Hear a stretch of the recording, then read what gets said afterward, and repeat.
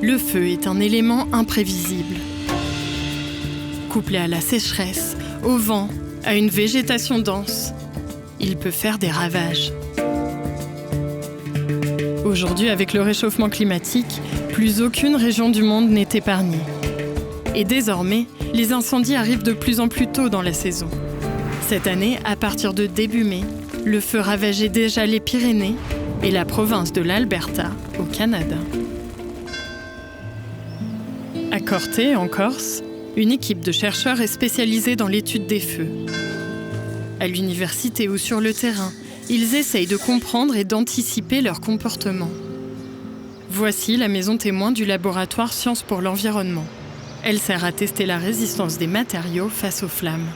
L'avantage d'avoir une plateforme grandeur réelle, c'est qu'on a vu qu'en laboratoire, on ne pouvait pas extrapoler puisqu'il faut vraiment avoir un feu de forte intensité comme réellement pour avoir des données fiables.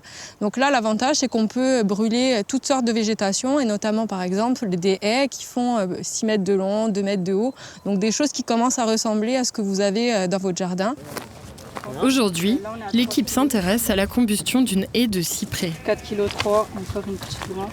Pour cela, ils installent des branches d'1 mètre de haut, situées à 3 mètres de l'habitation. Cela correspond aux obligations de débroussaillement. Et pour reproduire la puissance d'un incendie, de la frisure de bois est installée devant les branches. L'équipe est prête. Un scientifique, également pompier volontaire, allume la litière. Le vent associé à la pente propulse le feu vers la haie, qui s'embrase rapidement. Les flammes viennent lécher la façade de la maison. Juste après son passage, l'équipe observe comment les fenêtres ont résisté aux flammes. Elles sont de 3 matériaux, PVC, bois et aluminium. La vitre de la fenêtre en PVC s'est brisée.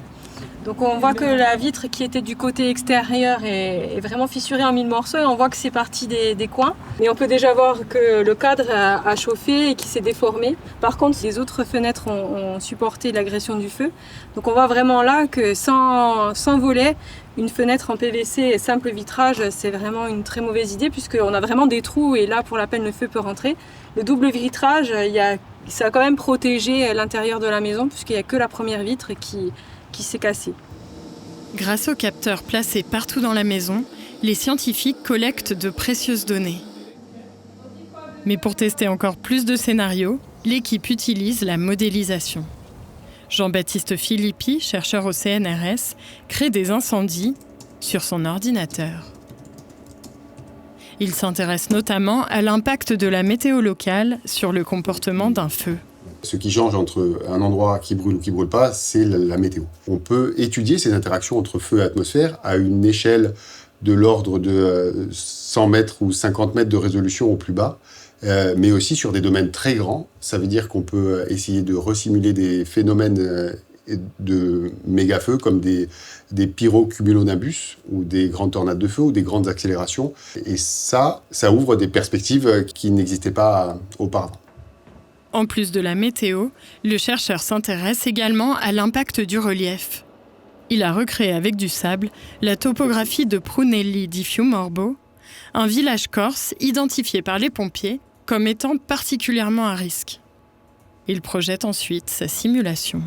C'est un incendie qui partirait de l'est, parce qu'il y a souvent de la brise d'est sur la zone, et qui rentre à l'intérieur d'un canyon, le canyon qui est à l'est du village. Mais qui a aussi une pente assez forte, ce qui fait que le vent accélérant l'incendie, qui est encore plus accéléré par la flamme, va créer encore plus de convection, qui va accélérer le vent, et un emballement de la vitesse de propagation qui fait qu'on peut avoir une puissance assez forte sur le flanc est du village.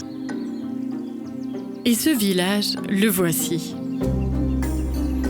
Perché sur les hauteurs de ce paysage corse, Prunelli di Fiumorbo est entouré de verdure.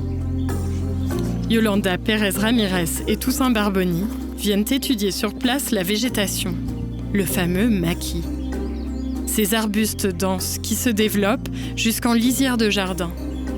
Ils essayent de savoir si cela représente un risque pour ces habitations. Actuellement en France, donc les obligations légales de débroussaillement, ce qu'on appelle les OLD, sont fixées à 50 mètres. Et donc il faut que les personnes et les particuliers nettoient leur maison, leur jardin autour sur une distance de 50 mètres. Et nous, ce qu'on se pose comme question, justement avec cette pente et ce réchauffement climatique, c'est de savoir si cette distance est suffisante. Ils doivent pour cela caractériser la végétation grâce à un travail de terrain. Il faut répertorier les espèces sur une surface donnée pour quantifier la masse qui pourrait brûler. Les chercheurs s'intéressent particulièrement aux différentes strates, du sol aux cimes. Ce qui est le plus dangereux, c'est lorsqu'on est dans une forêt où il y a de la continuité horizontale, donc dans tous les strates, litières, herbacées, sous-bois, donc les arbustes, mais également verticale. Donc ça veut dire que le feu il va passer d'un strates à l'autre, donc ça veut dire qu'il va brûler tout en même temps, donc ça va être très intense. Et donc plus dangereux, ça va propager plus vite, etc. Grâce à ces données de terrain, ils pourront mettre au point un modèle. Les végétaux seront insérés sous forme de lignes de code.